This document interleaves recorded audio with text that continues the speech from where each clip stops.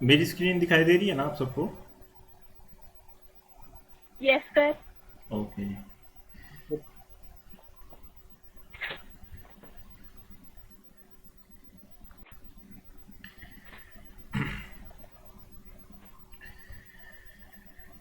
तो शुरू करते हैं आज के लेक्चर में।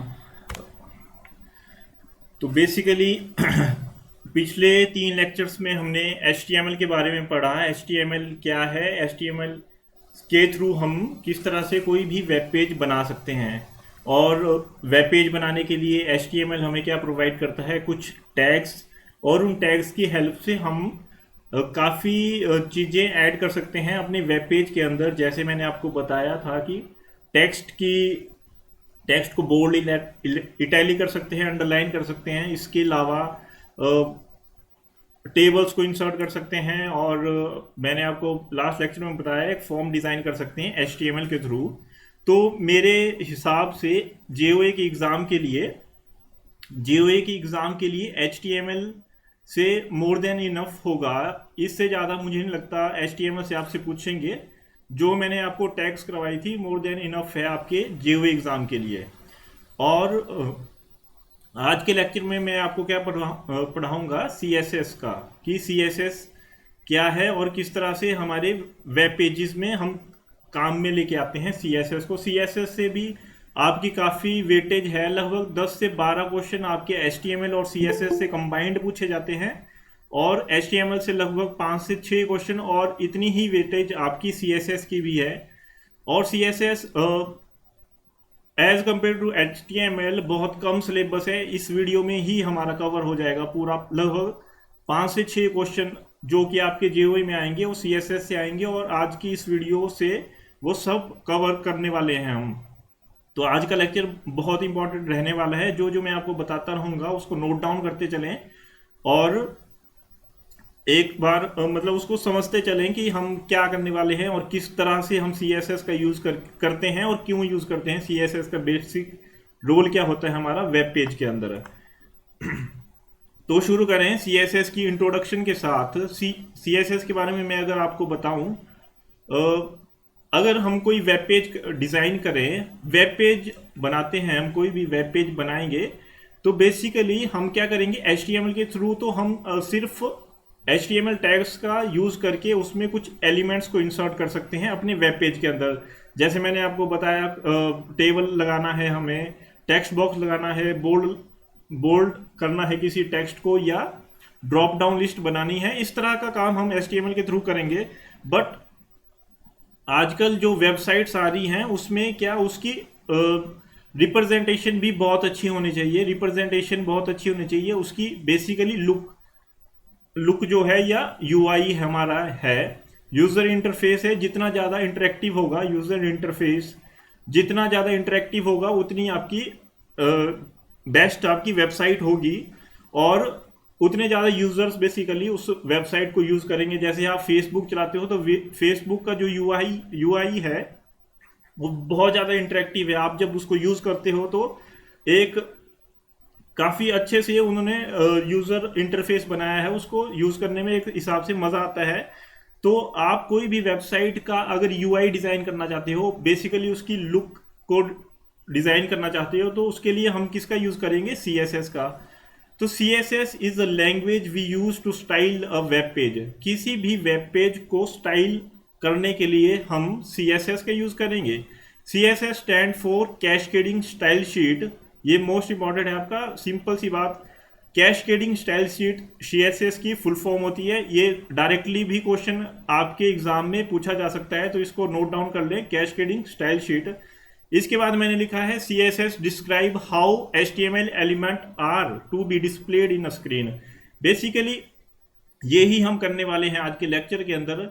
जो भी एलिमेंट्स हमने HTML के थ्रू पढ़े, HTML में हमने मल्टीपल एलिमेंट्स पढ़े, like H1, P tag, pre tag, और जितने भी हमने एलिमेंट्स रीड किए या उनकी स्टडी की, बस उन्हीं एलिमेंट्स पे हम क्या करने वाले हैं, एक उनकी स्टाइलिंग या उनको दिखाने का जो तरीका है उसको बेहतर तरीके से दिखाना चाहेंगे हम अपने वेब पेज के अंदर। बस इसी के लिए हम CSS का सिंपली यूज़ करेंगे। तो हमारे लिए CSS के टाइप्स बहुत इंपॉर्टेंट हैं।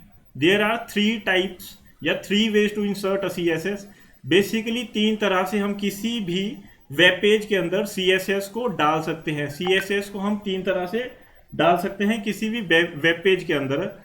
तो फर्स्ट है हमारा इनलाइन CSS, सेकंड है हमारा इंटरनल CSS और थर्ड है हमारा एक्सटर्नल CSS। ये तीनों ही हम मोस्ट इंपॉर्टेंट है आपको कि इनलाइन CSS किस तरह से काम करती है, इंटरनल किस तरह से काम करती है और एक्सटर्नल किस तरह से काम करती है। 3 तरीके से हम CSS को इंसर्ट कर सकते हैं इन्हीं तरीकों से, और हर एक के अंदर क्या क्या डिफरेंस होता है, बस इसके बारे में भी ही आज हमारा लेक्चर रहने वाला है कि इन तीनों को किस तरह से हम बेसिकली यूज करते हैं। इन्हीं तीनों से आपसे क्वेश्चन पूछे जाएंगे। सबसे पहले हम बात करेंगे इनलाइन CSS के बारे में। An inline style may be used to apply a unique style for a single element। ये मोस्ट इंपॉर्टेंट लाइन है, बस यही मतलब है हमारा इनलाइन CSS का कि कोई भी सिंगल एलिमेंट के ऊपर, लाइक एलिमेंट का मतलब क्या है, P टैग या H1। आप जब भी मैं एलिमेंट बोलूं तो मतलब उसका क्या है, टैग। कभी भी किसी सिंगल टैग के ऊपर अगर हमने उसकी स्टाइलिंग करनी है या डिजाइनिंग करनी है तो हम इनलाइन CSS का यूज करेंगे किसी भी सिंगल एलिमेंट के ऊपर। To use inline style, all the style attribute to be relevant element. The style attribute can contain any CSS property. अब यहाँ पे प्रॉपर्टीज क्या होती हैं, ये मोस्ट इंपॉर्टेंट है हमारा। प्रॉपर्टी, CSS की प्रॉपर्टीज बहुत जरूरी है हमारी। CSS में बहुत सारी प्रॉपर्टीज आती हैं, उसके बारे में कुछ के बारे में मैं यहाँ पे बताऊंगा, कुछ के बारे में आप अपने से रिसर्च कर सकते हो कि CSS की क्या प्रॉपर्टीज होती हैं। लगभग 150 या 200 प्रॉपर्टीज होती हैं CSS के अंदर। सॉरी। तो यहाँ पे मैंने एग्जांपल लिया है कि इनलाइन CSS को आप किस तरह इंसर्ट कर सकते हो अपने वेब पेज के अंदर। तो यहाँ पे मैंने क्या किया, अपने किसी एलिमेंट को शुरू किया लेस देन साइन के साथ। एलिमेंट जो मैंने यूज किया है वो है H1। इसमें इनलाइन के लिए क्या करना पड़ेगा, हमारे लिए एक एट्रीब्यूट आता है, मोस्ट इंपॉर्टेंट एट्रीब्यूट, जो कि है हमारा स्टाइल एट्रीब्यूट। इसको नोट डाउन कर ले। स्टाइल एट्रीब्यूट यूज करेंगे हम इनलाइन CSS को लगाने के लिए। और एट्रीब्यूट के बाद मैंने आपको क्या बताया कि एट्रीब्यूट नेम आएगा और एट्रीब्यूट की वैल्यू आएगी यहाँ पे डबल कोट्स के अंदर। पर यहाँ पे ध्यान देने वाली बात ये होगी कि बाकी जो हमारे एट्रीब्यूट थे उसमें एक सिंगल वैल्यू आती थी। कोई भी एट्रीब्यूट हम लगाते थे तो सिंगल वैल्यू आती थी। बट स्टाइल एट्रीब्यूट का क्या है, इसके अंदर हम मल्टीपल वैल्यूज को इंसर्ट कर सकते हैं या मल्टीपल प्रॉपर्टीज को इंसर्ट कर सकते हैं। तो यहाँ पे मैंने 2 प्रॉपर्टीज को इंसर्ट किया है। यहाँ पे जो कलर होगा, कलर क्या है, आपकी एक प्रॉपर्टी है। कलर क्या है, आपकी एक प्रॉपर्टी है। और प्रॉपर्टी के बाद एक और बात, प्रॉपर्टी के बाद हम लगाएंगे कॉलन, इस तरह से डबल, इसको क्या बोलते हैं हम, कॉलन। प्रॉपर्टी के बाद हम कॉलन लगाएंगे और उस प्रॉपर्टी की वैल्यू देंगे। उसके बाद वैल्यू, प्रॉपर्टी की वैल्यू। और मान लो यहाँ पे मैंने अभी सिंगल एक प्रॉपर्टी को यूज किया है, नेक्स्ट मैं एक और प्रॉपर्टी को यूज करना चाहता हूं, तो यहाँ पे मैं एक और प्रॉपर्टी लगाई मैंने, टेक्स्ट लाइन। ये भी CSS की एक क्या है, प्रॉपर्टी का नेम है, प्रॉपर्टी नेम। और फिर इसके बाद मैंने क्या लगाया, कॉलन, और उस प्रॉपर्टी की मैंने क्या दे दी यहाँ पे, वैल्यू, जो कि है सेंटर, प्रॉपर्टी की वैल्यू। और फिर मैं इन प्रॉपर्टी को सेपरेट किससे कर रहा हूं, यहाँ पे सेपरेशन के लिए मैं यूज कर रहा हूं सेमीकोलन। सॉरी, यहाँ पे मैं यूज कर रहा हूं सेमीकोलन। तो इस तरह सेमीकोलन का यूज करके मैं यहाँ पे तो मैंने सिर्फ 2 प्रॉपर्टीज को लगाया है, बट आप इसकी जगह मल्टीपल प्रॉपर्टीज को लगा सकते हो जितनी भी आपकी नीड है। और यहाँ पे मैं क्या कर दूंगा, इस एट्रीब्यूट को यहाँ पे क्लोज कर दूंगा ग्रेटर देन साइन के साथ। और यहाँ पे मैं अपने कंटेंट को लिखूंगा जिसके ऊपर मेरे को बेसिकली CSS लगानी है, और यहाँ पे मैं एंड कर दूंगा टैग का, एंड टैग। और यहाँ पे मैंने एक और एग्जांपल लिया है सेम, इसमें मैंने P टैग का यूज किया है। इसमें मैंने एक एट्रीब्यूट लिया है स्टाइल नाम का, और इसमें इक्वल्स टू एट्रीब्यूट के आगे लगाऊंगा इक्वल टू। इसके बाद मैंने एक प्रॉपर्टी ली है कलर, और इसकी वैल्यू दी है आगे रेड कलर पे। और ये लगाया है मैंने दिस इज अ पैराग्राफ के ऊपर। तो बेसिकली इस तरह से हम किसी भी इनलाइन सीएसएस का यूज करते हैं।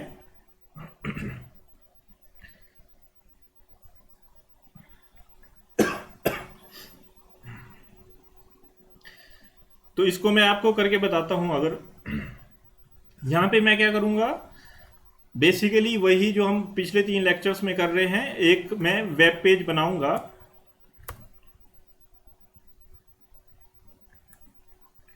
यहाँ पे मैं एक वेब पेज बनाऊंगा। यहाँ पे मैंने इसको सेव किया मैंने अपना, जैसे न्यू वेबसाइट करके अगर मैं इसको सेव कर दूं, न्यू वेबसाइट डॉट HTML से मैं इसको सेव कर देता हूं।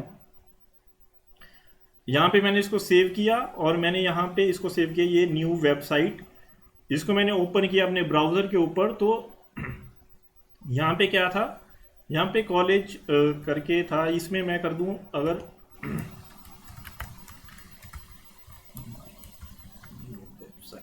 माई न्यू वेबसाइट करके अगर मैं इसको, और यहाँ पे क्या आ जाएगा, माई न्यू वेबसाइट करके मेरी वेबसाइट का नाम आ जाएगा। बेसिकली ये मैंने आपको पिछले 3 लेक्चर्स में करके बताया था। तो यहाँ पे अब मैं क्या करूँगा यहाँ पे मैं क्या करूँगा, H1 को ओपन करूँगा।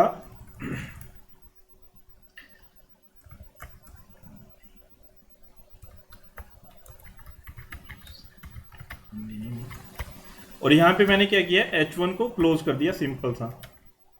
और यहाँ पे मैंने रिफ्रेश किया अगर, तो यहाँ पे मेरे वेबसाइट का जो है नेम आ गया सिंपल H1 टैग के थ्रू। अब मैं मान लो इसकी कलर चेंज करना चाहता हूँ, इसका बैकग्राउंड कलर चेंज करना चाहता हूँ, तो मैं क्या करूँगा, इसके अंदर एक स्टाइल नाम का एट्रीब्यूट ऐड करूँगा। स्टाइल नाम का एट्रीब्यूट ऐड करूँगा और इसमें कलर नाम की प्रॉपर्टी को कॉलन के साथ इसकी कलर नाम की attribute,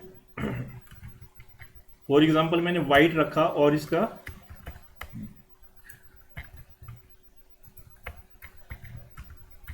background colour, for example यहाँ पे मैंने 2 प्रॉपर्टी का यूज किया, जिसमें कलर मैंने रखा वाइट और बैकग्राउंड कलर मैंने टोमेटो करके रखा। इसको मैं सेव करूं और यहाँ पे अगर मैं जाऊं तो बेसिकली क्या होगा, हमारे जो वेबसाइट का जो मैंने H1 टैग यूज किया था उसमें हमारी स्टाइलिंग होगी। इसका जो है कलर इस तरह से चेंज हो गया और बैकग्राउंड कलर भी हमारा चेंज हो गया। इस तरह से आप मल्टीपल प्रॉपर्टीज का यूज कर सकते हो। जैसे यहाँ पे हाइट नाम का एक प्रॉपर्टी आती है, उसमें मान लो आप 100 px की हाइट दे दोगे, तो ये क्या हो जाएगा, थोड़ा जिस तरह आपकी इस तरह की कोई वेबसाइट दिखती है आपको, उसकी जो है टाइटल बार तरह से आप बना सकते हो, अपनी तरह से डिजाइनिंग कर सकते हो किसी वेब पेज की।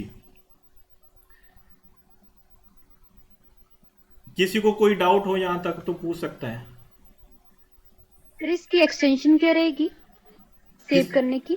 किसकी? CSS की। CSS डॉट HTML से, जैसे हाँ जी, HTML डॉट HTML से ही मैंने इसको सेव किया अभी।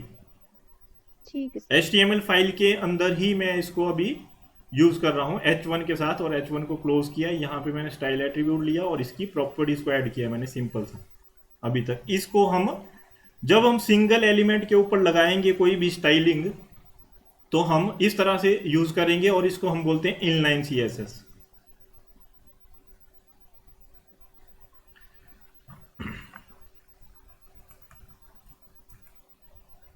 नेक्स्ट हमारे पास आती है इंटरनल CSS। इंटरनल CSS क्या करती है, an internal style sheet may be used if one single HTML page has a unique style. और अगली line, the internal style is defined inside the style element inside the head section. Basically ये क्या बोलना चाह रहा है, अब मैं अगर आपको बताऊं, जो हमारा कोई भी वेब पेज है, कोई भी हमारा वेब पेज है, वहां पे हम कोई भी अगर एलिमेंट यूज करें, फॉर एग्जांपल H1 को ही यूज करें, तो H1 वहां पे जो कॉमन जो, अगर मान लो हम कोई बड़ी वेबसाइट बनाए तो उसमें single time HTML use, H1 use नहीं होता, या कोई भी टैग हम लें तो सिंगल टाइम कोई भी यूज नहीं होता। मल्टीपल, हजारों के हिसाब से P टैग्स लगती हैं उसके अंदर, हजारों के हिसाब से H1 टैग यूज होती हैं उसके अंदर।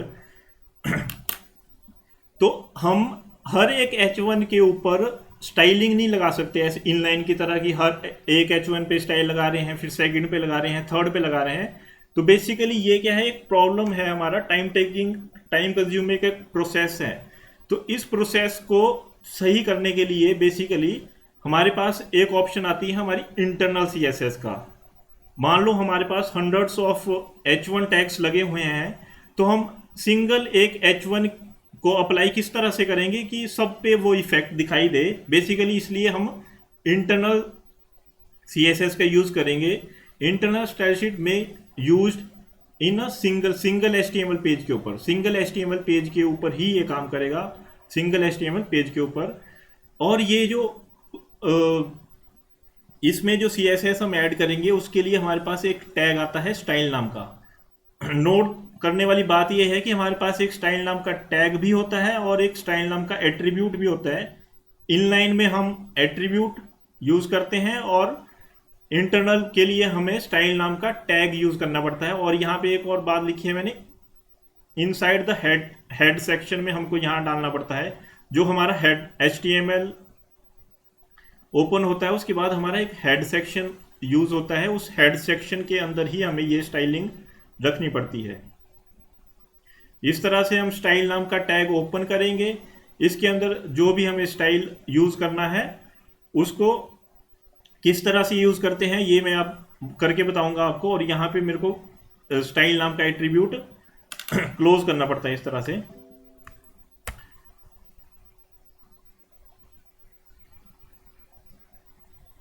मैंने आपको बताया यहाँ पे मेरे को हेड के अंदर ही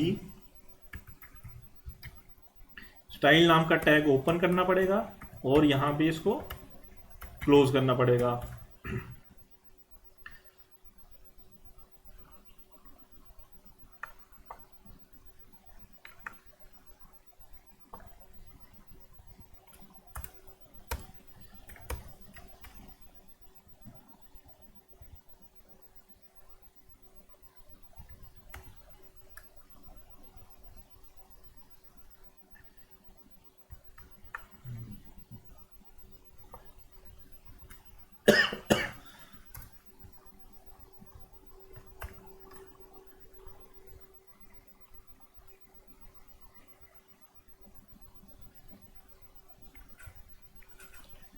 इसको मैं हटा ही देता हूँ। तो फॉर एग्जांपल मैं क्या करना चाहता हूँ, H1 के ऊपर लगाना चाहता हूँ। H1 यहाँ पे मैं ओपन करूंगा इस तरह से, कर्ली ब्रेसेस हम ओपन करेंगे और कर्ली ब्रेसेस के अंदर ही हम उसकी प्रॉपर्टीज का नाम देंगे। जैसे मैंने यहाँ पे क्या डाला, कलर कलर मैं यहाँ पे भी वाइट कर देता हूँ। और मैंने यहाँ पे बैकग्राउंड कलर, बैकग्राउंड कलर क्या दिया,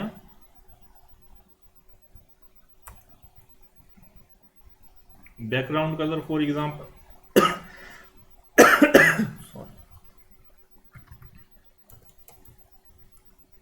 बैकग्राउंड कलर मैं ब्राउन कर देता हूँ, ब्राउन।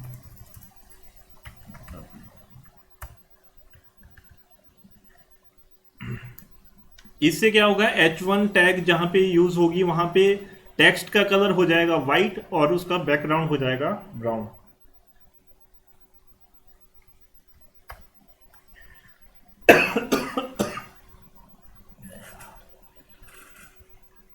आप देख सकते हो इसका इफेक्ट क्या हुआ यहाँ पे बैकग्राउंड क्या हो गया, ब्राउन कलर का बैकग्राउंड हो गया। इसका फायदा क्या है कि जैसे यहाँ पे सिंगल H1 लगी हुई है,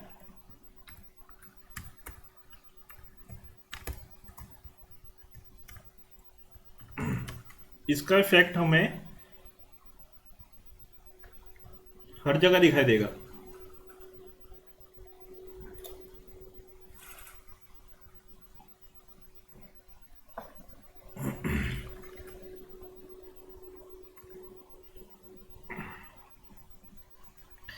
समझ में आया मैंने क्या किया ये? Yes, sir. तो बेसिकली अगर मल्टीपल टाइम्स अगर हमारा H1 यूज हो रहा है या कोई भी टैग यूज हो रही है, इसकी जगह अगर मैं पी टैग ले लूं और पी टैग के अंदर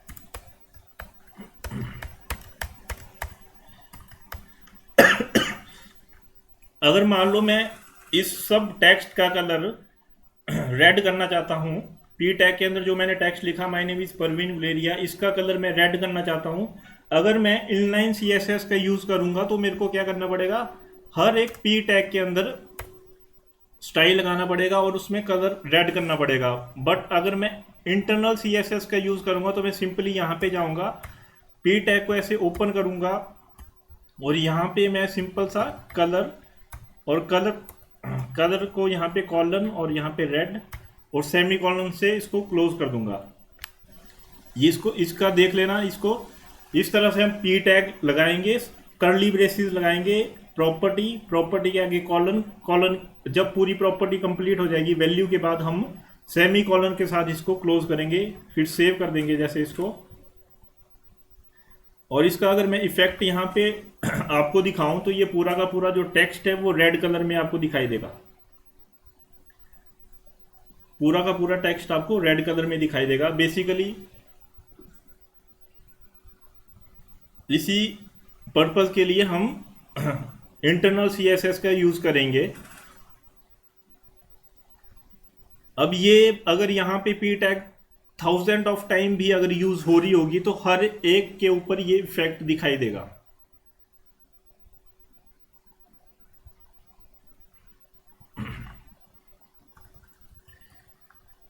तो बेसिकली सिंगल पेज के ऊपर जितने भी एलिमेंट्स के ऊपर अगर हमें इफेक्ट डालना है तो उसके लिए हम इंटरनल सीएसएस का यूज करेंगे। नेक्स्ट मैं बात करूं एक्सटर्नल सीएसएस। एक्सटर्नल सीएसएस क्या करेगी, when an external style sheet you can change the look of an entire website by changing just one file। जो सबसे ज्यादा पावरफुल हमारी होगी वो होगी हमारी एक्सटर्नल सीएसएस। अब मैं अगर किसी वेबसाइट की बात करूं तो कोई भी वेबसाइट एक सिंगल वेब पेज के थ्रू क्रिएट नहीं होती है। एक वेबसाइट के अंदर बहुत सारे वेब पेजेस होते हैं। जैसे अगर मैं फेसबुक की बात करूं तो वहां पे लगभग थाउजेंड्स ऑफ वेब पेजेस होंगे। तो अगर हमारे पास हम क्या करें, इंटरनल सीएसएस का यूज करें तो हमें हर एक वेब पेज के ऊपर जाके उसकी प्रॉपर्टीज को चेंज करना पड़ेगा। हर एक वेब पेज के ऊपर जाके उसकी प्रॉपर्टी को चेंज करना पड़ेगा। तो ये वाला जो प्रोसेस है ये भी बहुत ज़्यादा लेंथी और टाइम कंज्यूमिंग प्रोसेस है। तो इसके लिए हम क्या यूज़ करेंगे कि इस प्रोसेस को कम कर दिया जाए, इसके लिए हम एक्सटर्नल सीएसएस का यूज़ करेंगे। हम क्या करेंगे, एक सीएसएस की फाइल क्रिएट करेंगे, एक सीएसएस की सिंपल सी फाइल क्रिएट करेंगे .css एक्सटेंशन के साथ और इसके अंदर हम सीएसएस जो भी हमारी सीएसएस लिखी होगी वो हम इसमें लिख देंगे। और इस फाइल को क्या करना पड़ेगा, हमें लिंक करना पड़ेगा अपने HTML के डॉक्यूमेंट के साथ। जो हमारी HTML का पेज होगा, HTML का जो हमारा कोड होगा उसके अंदर हमें लिंक करना पड़ेगा CSS फाइल को। और CSS फाइल को लिंक करने के लिए हमारे पास एक टैग आती है लिंक टैग। CSS को ऐड करने के लिए लिंक टैग का यूज करेंगे हम। सिंपली हम यहाँ पे क्या करेंगे, जिस तरह से हम अपने कॉमन टैग्स का यूज करेंगे, लिंक नाम का एक टैग यूज करेंगे। इसका एक एट्रीब्यूट होता है रील नाम का REL और एट्रीब्यूट की वैल्यू होगी स्टाइल शीट। ये बाय डिफॉल्ट ये आपको देनी पड़ेगी। इसकी एक सिंगल वैल्यू ही होती है स्टाइल शीट। और इसका मोस्ट इंपॉर्टेंट जो एट्रीब्यूट है वो है HREF एट्रीब्यूट होता है लिंक के अंदर। और HREF की हम जो वैल्यू देंगे वो देंगे हमारी CSS फाइल का जो हमने नाम रखा होगा। जो हमने CSS यहाँ पे क्रिएट की, इसका कुछ ना कुछ नाम दिया होगा हमने, तो इस फाइल का जो नेम होगा वो सिंपली हम यहाँ ऐड करेंगे। बस सिंपल इतनी सी लाइन ऐड करने से आपके पूरे के पूरे वेब पेज के अंदर पूरा उस CSS का इफेक्ट दिखाई देगा। बेसिकली आपके पूरे के पूरे CSS का इफेक्ट दिखाई देगा आपके वेब पेज के अंदर। तो ये वाला जो काम है, ये किस तरह से हम परफॉर्म कर सकते हैं। अगर मैं यहाँ पे बात करूँ, यहाँ पे क्या कर रहा हूँ मैं, यहाँ पे मेरे को एक और फाइल क्रिएट करनी पड़ेगी जहाँ पे मैं फॉर एग्जांपल यहाँ से मैं इसी कोड को यहाँ से क्या कर देता हूँ,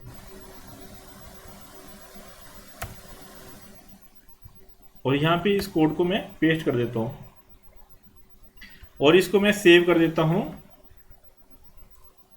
mystyle.css। इस फाइल को हमें .css से सेव करना पड़ेगा डेस्कटॉप के अंदर, और इसको लिंक करने के लिए मेरे को यहाँ पे क्या करना पड़ेगा, लिंक नाम का एक टैग ओपन करना पड़ेगा, और इसके अंदर रील नाम का एक एट्रीब्यूट होता है जिसकी वैल्यू होती है स्टाइल शीट, और इसके बाद href करके मेरा एक और एट्रीब्यूट आता है जिसमें मेरे को जो मैंने फाइल क्रिएट की है CSS की, उसका नेम यहाँ डालना पड़ेगा। और इसको मैं अगर सेव कर दूं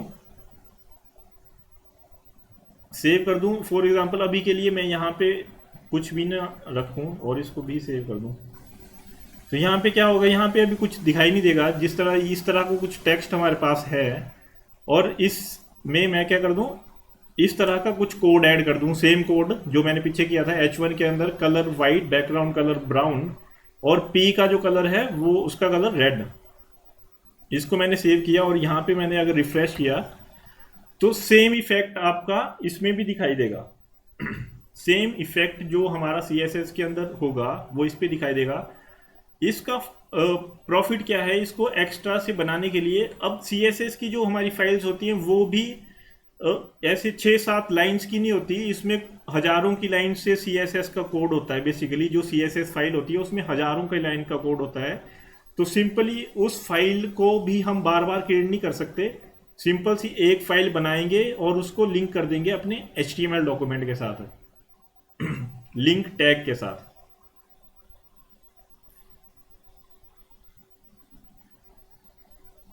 अब इसके अंदर हम कुछ भी इफेक्ट अगर डालें, फॉर एग्जांपल इसमें मैं हाइट नाम का एक एट्रीब्यूट ऐड कर देता हूँ, तो ये क्या हो जाएगा, इस पूरे के पूरे इसमें इफेक्ट डालेगा, H1 की हाइट इंक्रीज हो जाएगी। इस तरह से कोई CSS को आप यूज कर सकते हो। CSS की प्रॉपर्टी का यूज कर सकते हो और आप अपने वेब पेज को अपने हिसाब से डिजाइन कर सकते हो। CSS की प्रॉपर्टी से भी आपको क्वेश्चन में भी पूछे जा सकते हैं। बेसिकली कुछ तो मैंने यहाँ पे आपको बता दी, जैसे कलर नाम का एट्रीब्यूट, कलर नाम की प्रॉपर्टी यूज होती है टेक्स्ट को, जो टेक्स्ट यूज होता है उसका कलर चेंज करने के लिए। वैसे ही बैकग्राउंड अगर आपको चेंज करना है तो उसके लिए बैकग्राउंड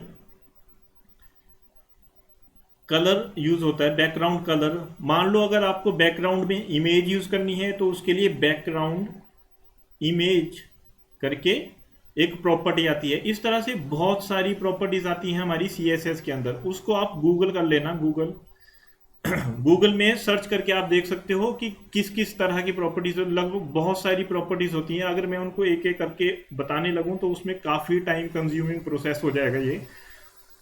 तो मेन जो मैंने बता दिया आपको, जो बेसिक सी हैं वो कलर, बैकग्राउंड इमेज। इसके अलावा एक दो और हैं, वो मैं आगे आपको समझ में आएगा कि पैडिंग, मार्जिन, बॉर्डर, ये भी कुछ प्रॉपर्टीज हैं जो आगे आपको समझ में आएंगी। तो एक्सटर्नल CSS तक अगर किसी को कन्फ्यूजन हो, इनलाइन, इंटरनल और या एक्सटर्नल के बीच में क्या डिफरेंस, सबको समझ आया ना? Hello, sir yes sir. Sir sir जैसे आपने एक्सटर्नल सीएस आवाज नहीं आ रही आप? बताया है। हाँ जी। Hello sir. हेलो, कौन? किस किसी को डाउट है? सर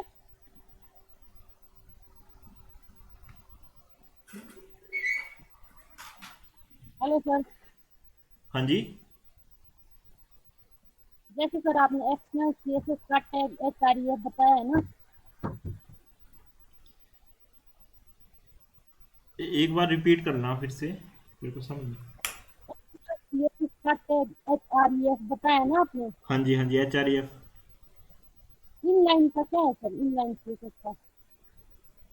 इनलाइन में हम स्टाइल एट्रीब्यूट ही होता है उसके अंदर यूज। और इंटरनल? इंटरनल के लिए आपको एट्रीब्यूट्स यूज नहीं करने पड़ते। इंटरनल के लिए आपको सिंपल स्टाइल टैग यूज करनी पड़ती है, टैग स्टाइल। एट्रीब्यूट ये इनलाइन में। जो हम इस ऐसे लिखते हैं ना, ग्रेटर देन और लेस देन साइन के अंदर, इसके अंदर जो हम लिखेंगे उसको हम टैग बोलेंगे। और इस तरह से किसी टैग के अंदर अगर हम इस तरह से लिखें, टैग के आगे किसी को लिखें, तो उसको हम एट्रीब्यूट बोलेंगे। तो स्टाइल नाम का हमारे पास एक टैग भी होता है और स्टाइल नाम से ही एट्रीब्यूट भी होता है। Okay sir. हाँ जी। सर एक चीज क्लियर करनी थी। हाँ जी। सर जो इनलाइन होता है वो सिंगल पेज पे मल्टीपल चेंजेस करने तो हम यूज करते हैं, राइट? सिंगल पेज पे अगर सिंगल एलिमेंट के ऊपर आपको लगाना है ना, ओके। सिंगल सिंगल एलिमेंट के और ऊपर आप इनलाइन लगाओगे, और पूरे हम्म एलिमेंट्स के ऊपर अगर आपको इफेक्ट डालना है सिंगल पेज के अंदर। नहीं सॉरी सर, जो इंटरनल वाला था वो सिंगल पेज पे जो भी चेंजेस करने हैं उसके लिए यूज होता हाँ है, जी, हाँ राइट? जी, हाँ जी। और जो एक्सटर्नल है वो मल्टी पेज पे अगर चेंजेस करने हैं तो हमें सीएसएस की फाइल हाँ, क्रिएट करनी यहाँ पे पड़ेगी, एक्चुअली मैंने राइट? HTML की सिंगल फाइल बनाई हुई है ना। देखो, इसके हाँ हाँ। ऊपर सिंपली मैंने लिंक को ऐड किया। अब मान लो मैं हम्म कोई और HTML फाइल बना दूं इसी तरह से सेम, हम्म। तो उस पे भी सेम इफेक्ट दिखाई देगा।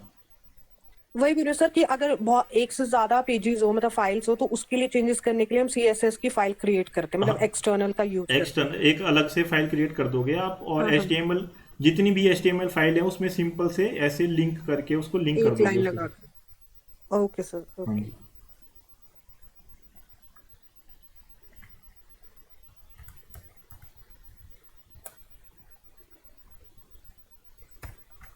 नेक्स्ट हमारे पास CSS सिलेक्टर्स को मैंने लिया हुआ है।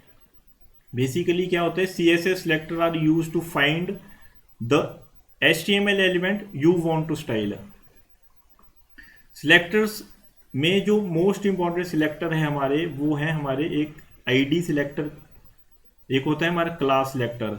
अब आईडी सिलेक्टर क्या करता है और क्लास सिलेक्टर क्या करता है, इसको मैं करके बताऊंगा आपको तो ज़्यादा क्लियर होगा। बेसिकली पिछली वीडियो में आपने देखा होगा कि लेबल टैग मैंने यूज़ किया था, उसके आगे एक एट्रीब्यूट था आईडी करके, और आईडी की कुछ वैल्यू थी।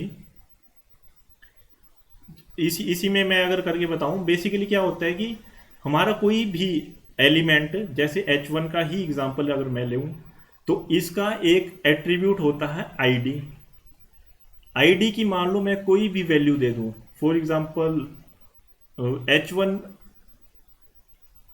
H1 ही मैं इसकी आईडी की वैल्यू दे दूं, तो H1 के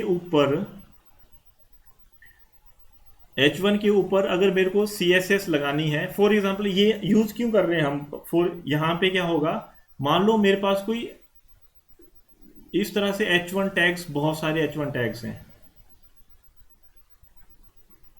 अब ऊपर इंटरनल में अगर H1 को ऐड कर दोगे तो क्या करेगा H1, ये पूरे के पूरे को ही इफेक्ट करेगा। अब मान लो हमको पूरे को इफेक्ट नहीं करना, इन तीन को ही करना है, बीच के पूरे पे इफेक्ट नहीं दिखना चाहिए, इन तीन को ही करना है। तो इसके लिए हम क्या करेंगे, इसकी एक आईडी दे देंगे, सेम आईडी, H1 की भी सेम आईडी, इसकी भी सेम आईडी, और इसकी भी सेम आईडी।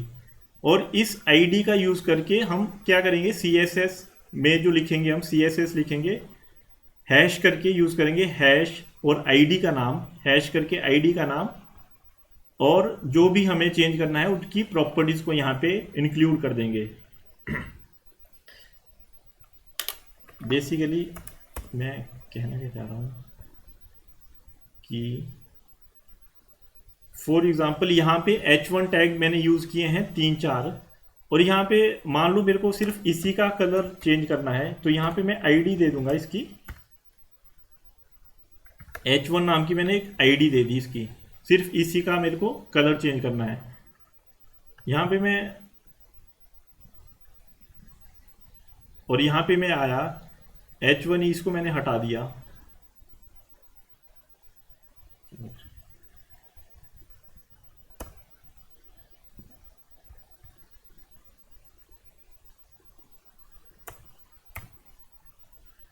यहाँ पे मैंने क्या बताया आपको, हैश में यूज करूंगा, आईडी के लिए हैश यूज करूंगा H1, और यहाँ पे मैं क्या कर दूंगा, कलर इक्वल्स टू रेड या ब्लू।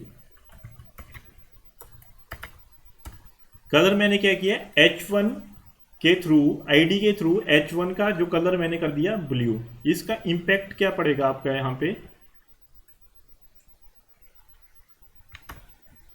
जो सेकंड वाला एलिमेंट होगा हमारा, ये दिखाई दे रहा है आपको, हाँ जी, जो सेकंड जिसके ऊपर मैंने वो आईडी लगाई होगी, सिर्फ उसी का ही कलर चेंज होगा उसके अंदर। ये इसकी रिक्वायरमेंट बेसिकली यही है कि अगर मान लो आपने 1000 ऑफ H1 लगाए हुए हैं, अब सिंगल H1 पे आपने कोई प्रॉपर्टी लगाई थी, वो सभी का कलर चेंज कर देंगे, ये भी नहीं चाहिए होता सम टाइम। अब उसमें से कुछ ऐसे हो जिस पे वो इम्पैक्ट दिखाई दे, कुछ ऐसे हो जिस पे इम्पैक्ट ना दिखाई दे, तो बेसिकली उसी के लिए हम आईडी का यूज करेंगे। जिस जिस पे जो जो इफेक्ट लगाना चाहते हैं हम, उसमें सिंपल उसकी आईडी सेट कर देंगे हम बेसिकली। इस कोड में मैंने क्या किया कि अब H1 आईडी जिसकी होगी उस पे क्या होगा, कलर ब्लू हो जाएगा। H1 आईडी जिसकी होगी उसका कलर ब्लू हो जाएगा। अब यहाँ पे मैं सिंपल इस आईडी को ही कॉपी करूँ और मान लो थर्ड सेल में भी इसको डाल दूँ या फोर्थ में भी इसको डाल दूँ, तो सेम आईडी के जितने भी हमारे पास एलिमेंट होंगे उन सब का क्या हो जाएगा, कलर चेंज हो जाएगा। यहाँ पे इस पे मैंने डाला तो इसका कलर चेंज हो गया, इस पे मैंने डाला तो इसका कलर चेंज हो गया। तो सिलेक्टेड एलिमेंट्स के अगर हमें कलर चेंज करने हो तो हम आईडी का यूज करते हैं बेसिकली। और यहीं पे एक दूसरा सिलेक्टर आता है हमारे पास क्लास नाम से। आईडी और क्लास में कोई डिफरेंस नहीं होता, बेसिकली इतना जान लो कि आईडी और क्लास में कोई डिफरेंस नहीं होता, सिर्फ और सिर्फ ये डिफरेंस होता है कि वहां पे एट्रीब्यूट का नाम होगा हमारे पास आईडी, यहाँ पे एट्रीब्यूट का नाम होगा हमारे पास क्लास। और जब हमने आईडी यूज की होगी तो CSS में हम हैश के थ्रू उसको डिफाइन करेंगे, और क्लास का यूज किया होगा तो हम डॉट के साथ उसको डिफाइन करेंगे। फॉर एग्जांपल यहाँ पे अगर H1 इसके अंदर मैंने क्या डाला, क्लास नाम का एट्रीब्यूट डाला, क्लास नाम का एट्रीब्यूट डाला, और इसका मैंने फॉर एग्जांपल नेम रख दिया H2 नाम की मैंने क्लास बनाई, H2 नाम की मैंने क्लास बनाई। और यहाँ पे मैं क्या करूंगा, मैंने आपको बताया डॉट के साथ, डॉट H2 अगर मैं यहाँ पे करूं, और यहाँ पे मैंने क्या कर दिया,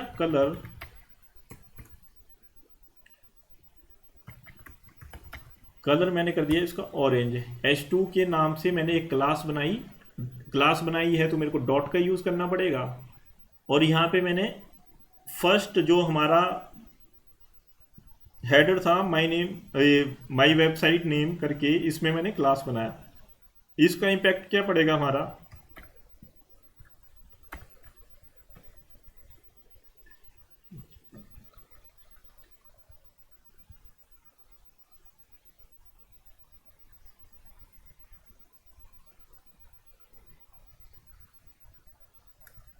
इसका कलर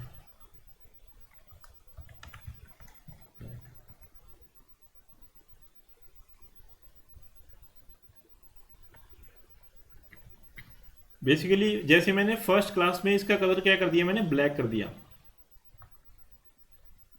तो फर्स्ट जहां पे मैंने क्लास लगाया था उसका जो कलर है वो हो गया ब्लैक। अब वैसे ही सेम अगर मैं इस क्लास को जहां जहां मेरे को ब्लैक चाहिए वहां वहां मैं क्या करूंगा, इस क्लास का यूज कर लूंगा। सिंपल सा इसको कॉपी करके कहीं पे भी अगर मैं डालूं, तो पी में भी इसका अगर मैं यूज करूं, पी टैग के अंदर भी जहां जहां भी मेरे को किसी टेक्स्ट का कलर ब्लैक करना है वहां वहां मैं इसको सिंपली पेस्ट कर दूंगा और यहाँ पे ये ऐड हो जाएंगी। इसका जो कलर है वो देखो, इसमें जहां जहां मैंने पी यूज किया था वहां पे उस टेक्स्ट का कलर क्या हो गया, ब्लैक। सिंपली हमारे पास क्या याद रखना है आपको, दो टाइप के सिलेक्टर होते हैं, आईडी सिलेक्टर होता है, क्लास सिलेक्टर होता है। ये दो ही आपसे पूछे जाएंगे, मोस्ट इंपॉर्टेंट है आईडी और क्लास। आईडी का यूज किया होगा तो हैश का यूज करना पड़ेगा आपको सीएसएस के अंदर। क्लास का यूज किया होगा तो आपको डॉट का यूज करना पड़ेगा अपने सीएसएस के अंदर। इसके अलावा तीन और हैं हमारे पास, जैसे फोर्थ वन को देखेंगे हम सब पहले। फोर्थ वन जो है सेम वही बात है, एलिमेंट सिलेक्टर जो मैं पहले कर रहा था। एलिमेंट सिलेक्टर का मतलब वही है कि किसी भी टैग को सिंपल एज इट इज किसी भी टैग को मैं यूज कर लेता हूं। ये क्या है, एक एलिमेंट। किसी भी टैग को मैं एज इट इज यूज कर लेता हूं H1 को, और इसके अंदर उसकी प्रॉपर्टी डाल देता हूं। बेसिकली ये क्या है, एक एलिमेंट है, एलिमेंट के थ्रू ही हम CSS ऐड कर रहे हैं, तो इसको हम एलिमेंट सिलेक्टर बोलेंगे। और नेक्स्ट हमारे पास एक और आता है ग्रुप सिलेक्टर। ग्रुप सिलेक्टर का मतलब क्या है कि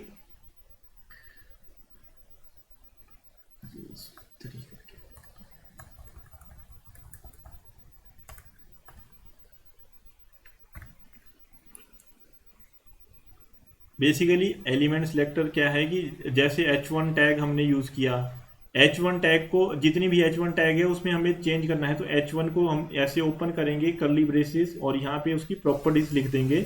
इसी को हम एलिमेंट सिलेक्टर बोलेंगे। अब यहाँ पे एक और, जैसे मैंने एलिमेंट लिया P, इसके अंदर भी मैंने कुछ प्रॉपर्टीज को लिखा और यहाँ पे इसको क्लोज कर दिया, तो ये दोनों क्या है हमारे एलिमेंट सिलेक्टर। अब यहाँ पे एक और कंडीशन मान लो कि इसके अंदर जो प्रॉपर्टीज हैं, इसका कलर है कलर इक्वल्स टू ब्लैक और बैकग्राउंड कलर मैंने यहाँ पे रखा वाइट।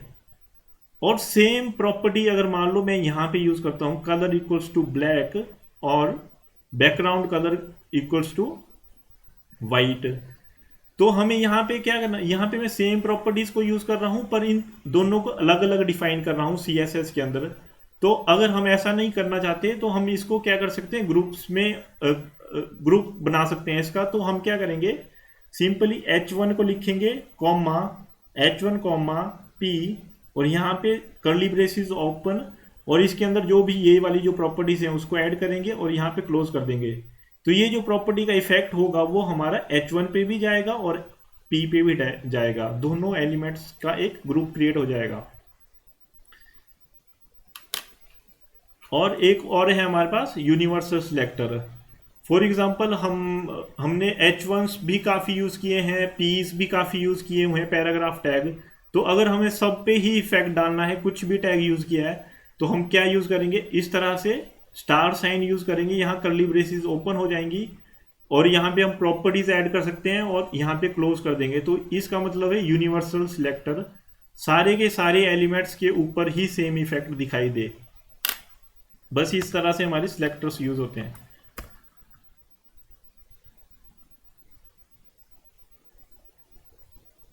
फॉर एग्जाम्पल यहाँ से मैं इसको हटा दूँ,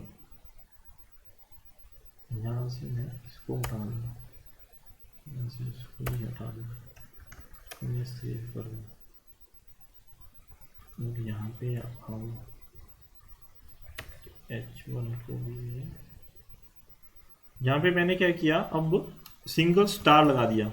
सिंगल स्टार लगा दिया, स्टार का मतलब है H1 P या कोई भी एट्रीब्यूट उन सब के ऊपर क्या हो जाए, कलर भी लग जाए, बैकग्राउंड कलर भी सेट हो जाए और उनकी हाइट भी 100 px सेट हो जाए। तो बेसिकली इसको मैं रिफ्रेश करूंगा तो क्या होगा, पूरे के पूरे इसके अंदर ये इफेक्ट दिखाई देगा आपको, पूरे पी टैग के अंदर भी, H1 के अंदर भी।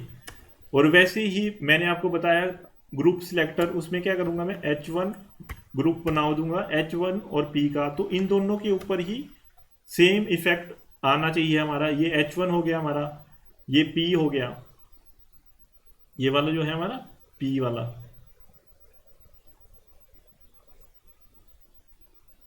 इसको हम ग्रुप सिलेक्टर बोलेंगे। और आईडी और क्लास का मैंने आपको करके बता दिया।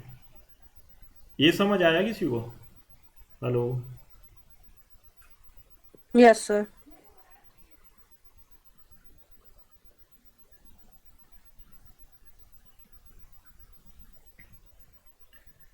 तो बेसिकली इसमें जो मोस्ट इंपॉर्टेंट है, बाकी तो ये यूनिवर्सल में भी आपसे पूछ सकते हैं, बट जो मोस्ट इंपॉर्टेंट आईडी और क्लास को ध्यान में रखें आप। आईडी के लिए हैश यूज करते हैं और क्लास के लिए डॉट यूज करते हैं। नेक्स्ट मैंने क्वेश्चन लिया, टॉपिक लिया आपका CSS का, इंपॉर्टेंट टॉपिक है ये भी, CSS box model. CSS box model, इसमें 4 प्रॉपर्टीज आती हैं हमारी। एक आती है मार्जिन प्रॉपर्टी, एक आती है बॉर्डर प्रॉपर्टी, एक आती है पैडिंग प्रॉपर्टी, और जो बीच का जो होता है उसको हम कंटेंट बोलते हैं, कंटेंट प्रॉपर्टी। बेसिकली इसका ये जो स्ट्रक्चर है इसको याद रखें। सबसे बीच में जो आता है हमारा कंटेंट आता है, उसके बाहर का जो एरिया है उसको पैडिंग बोलेंगे, उससे बाहर बॉर्डर, और ये मार्जिन। मैं अगर आपको समझाऊं, जैसे फॉर एग्जांपल यहाँ पे कोई कंटेंट लिया हुआ है, जैसे कुछ भी कंटेंट लिया हुआ है, हेलो लिखा हुआ है, हेलो, तो ये क्या है हमारा, एक कंटेंट है, टेक्स्ट है। अगर हम इसके ऊपर बॉर्डर लगाएं तो इस तरह से कुछ बॉर्डर आपका शो होगा पेज के अंदर। अब ये जो बॉर्डर और कंटेंट के बीच का जो स्पेस है, ये वाला जो स्पेस है, ये वाला जो स्पेस है हमारा कंटेंट और बीच का, इसको हम क्या बोलेंगे, पैडिंग। कंटेंट और बॉर्डर के बीच के स्पेस को हम पैडिंग बोलेंगे, और जो पैडिंग बॉर्डर के बाहर का स्पेस है, ये वाला जो स्पेस है, ये वाला, इस स्पेस को हम बोलते हैं मार्जिन। सबसे बाहर हमारा मार्जिन, उसके बाद बॉर्डर, उसके बाद पैडिंग, उसके बाद कंटेंट। ये बेसिक सीक्वेंस होता है हमारा। अगर मैं इसको आपको बताऊं यहाँ पे, तो यहाँ पे मैंने क्या किया, यहाँ पे मैंने इसको हटा दिया, तो यहाँ पे मैंने CSS को दिया। यहाँ पे मैंने क्या किया,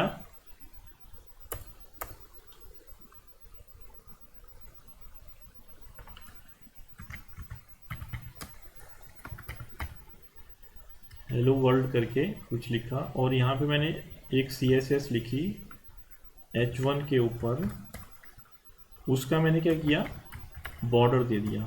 बॉर्डर दिया मैंने सॉलिड 2px, सॉलिड 2px मैंने उसका बॉर्डर दिया। इस पे मैं रिफ्रेश करूं तो हमारा जो ये कंटेंट है, ये वाला जो कंटेंट है, उसके बाहर क्या लग गया, एक बॉर्डर लग गया। अब मैंने आपको क्या बताया कि कंटेंट और बॉर्डर का जो स्पेस है, कंटेंट और बॉर्डर का स्पेस है, उसको बोलेंगे हम पैडिंग। अगर मान लो यहाँ पे देखो, ये जो हेलो लिखा हुआ है मैंने, इसका H जो है बिल्कुल टच हो गया है हमारा बॉर्डर के साथ, तो बेसिकली हमें क्या करना पड़ेगी, पैडिंग इंप्रूव करनी पड़ेगी, ताकि इन दोनों का जो स्पेस है वो बेसिकली थोड़ा इंप्रूव हो जाए। तो यहाँ पे मैं क्या ऐड करूंगा, पैडिंग। पैडिंग को अगर मैं लगाऊं 2px, तो यहाँ पे क्या होगा, थोड़ी पैडिंग इंक्रीज हो जाएगी। यहाँ पे मैं 20px कर देता हूँ, और यहाँ पे क्या होगा, अब ये जो बॉर्डर और कंटेंट का स्पेस है यहाँ से इंप्रूव हो जाएगा। इस तरह से हम पैडिंग का यूज करते हैं बेसिकली कंटेंट को क्लियरली दिखाने के लिए, या उसमें स्पेसिंग देने के लिए बॉर्डर और उसके। और अब मैं क्या करना चाहता हूँ, यहाँ पे क्या हो रहा है कि ये बॉर्डर बिल्कुल टच हो रहा है हमारा ऊपर से। यहाँ से हम क्या करना चाहते हैं, इसको थोड़ा नीचे लेके आना चाहते हैं, अपने टॉप बॉर्डर को हम थोड़ा नीचे लेके आना चाहते हैं मेन। तो हम क्या यूज करेंगे, मैंने आपको बताया मार्जिन का यूज होता है इसके लिए।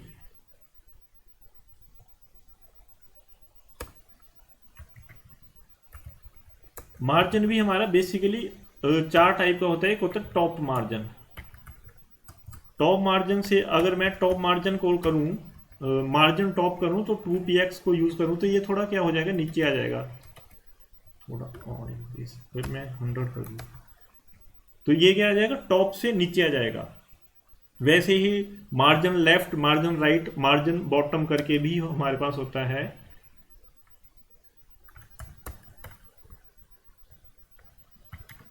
मार्जिन अगर मैं लेफ्ट साइड से हमारा क्या हो जाए, मार्जिन 100px इस तरफ को मूव कर जाए हमारा जो कंटेंट है। तो बेसिकली सबसे बीच में कंटेंट, फिर पैडिंग और बॉर्डर, और उसके बाद मार्जिन आपका इंक्लूड होता है।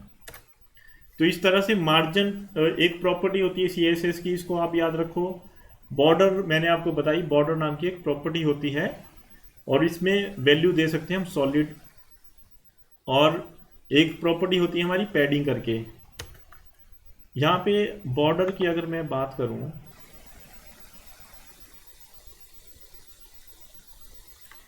बेसिकली हम जब इंस्पेक्ट करते हैं तो जो भी हमने CSS इंक्लूड की होती है, यहाँ पे जो भी मैं CSS इंक्लूड कर रहा हूँ वो यहाँ पे शो हो रही होती है हमारी। यहाँ से हम और CSS को भी ऐड कर सकते हैं, जैसे यहाँ पे अभी सॉलिड प्रॉपर्टी है लगाई मैंने,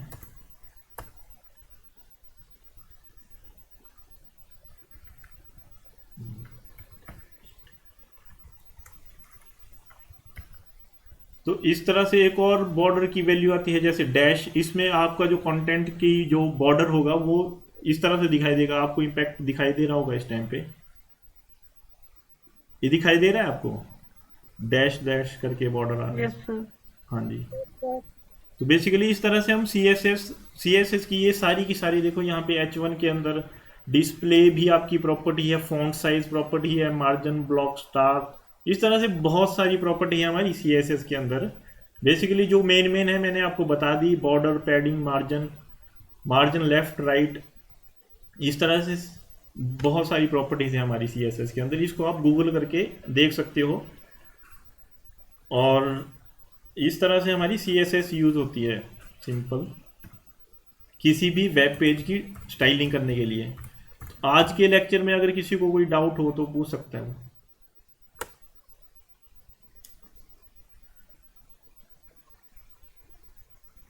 हेलो। No sir.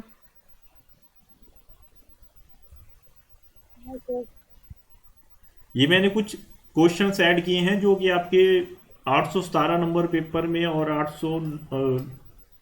903 में आए थे आपके। इसमें लगभग 5 क्वेश्चन थे जो 817 में आपसे पूछे गए थे, जो CSS से ही थे, आज के टॉपिक से। तो आप इनको करके बताओ, फर्स्ट क्वेश्चन को करके बताओगे? सर फर्स्ट The का तो two शायद थर्ड है। सर internal इंटरनल इंटरनल तो third option. Yes sir third है inline नहीं सर सेकंड होगा इनलाइन। Internal. ये टैग नहीं पूछा है। एट्रीब्यूट हाँ, एट्रीब्यूट की जब भी बात होगी ना, स्टाइल, यहाँ एट्रीब्यूट से ही आप पकड़ सकते हो इस क्वेश्चन को। एट्रीब्यूट की बात आ गई तो हमेशा क्या होगा, इनलाइन। inline हाँ जी। inline नेक्स्ट, थर्ड ये भी देखो क्वेश्चन आपसे पूछा गया। padding second padding adding content and border के बीच में मैंने आपको बताया पैडिंग में।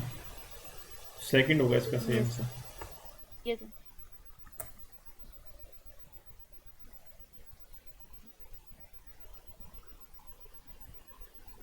होगा using link sir G using link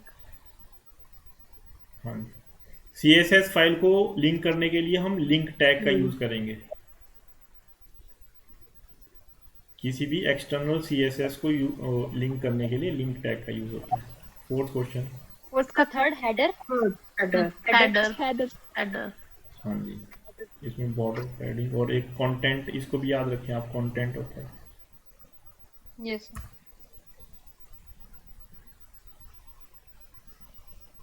fifth question. second sir third part नहीं sorry sir last sir fourth होगा fourth fourth.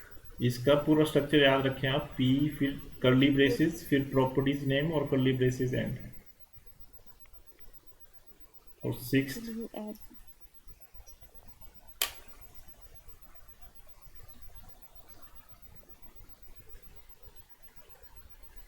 The second, Keep attribute. ये क्वेश्चन मैंने आपको करवाया नहीं है वैसे अभी। हाँ सर आपने कर बेसिकली टूल टिप,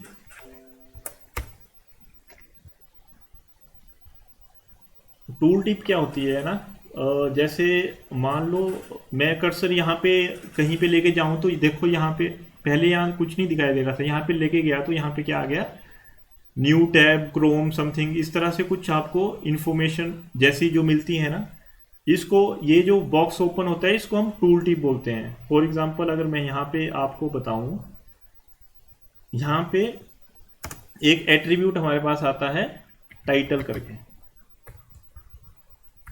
ये भी नोट करने वाली बात है कि एक टाइटल हमारे पास टैग भी होती है, टाइटल टैग होती है वेबसाइट का जो टाइटल है उसको देने के लिए, एक एट्रीब्यूट भी होता है टाइटल करके। और इसके अंदर जैसे मैं कुछ भी अगर दूं, पे करके मैंने कुछ दिया और इसको मैंने सेव किया, तो अब हेलो वर्ल्ड के ऊपर आप अगर कर्सर लेके जाओगे अपना,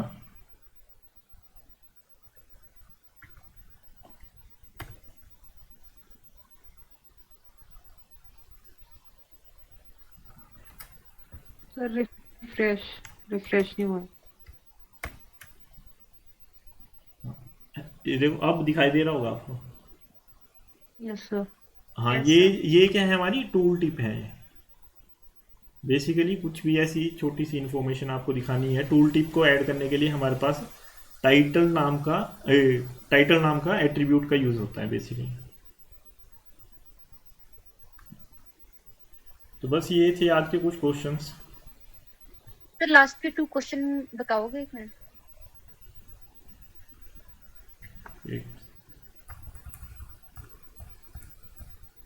CSS के अलावा 5 क्वेश्चन आपसे 817 में पूछे थे।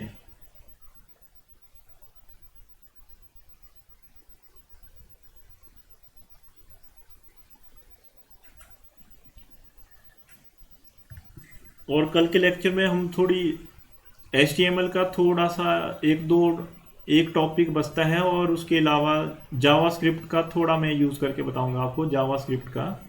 और कल हमारा HTML और CSS का जो पोर्शन है वो कंप्लीट हो जाएगा। Okay sir.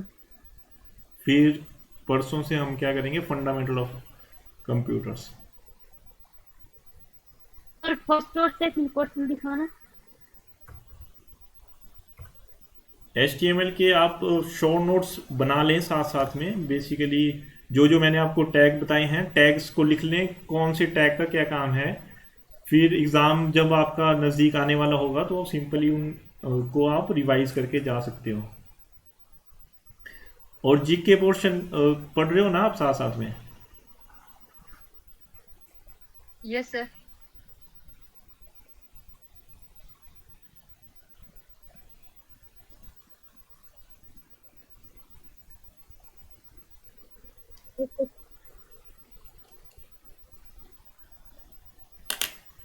सर इस टॉपिक से रिलेटेड टेस्ट भी होगा हमारा? HTML कंप्लीट हो जाएगा ना, कल कंप्लीट हो जाएगा HTML, तो उसके बाद फिर एक मॉक टेस्ट लेंगे हम, लगभग 50 या 60 क्वेश्चन होंगे उसके अंदर। Okay sir. Yes sir.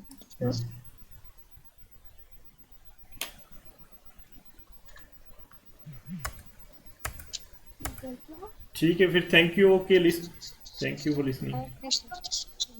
Sir. Okay, good night.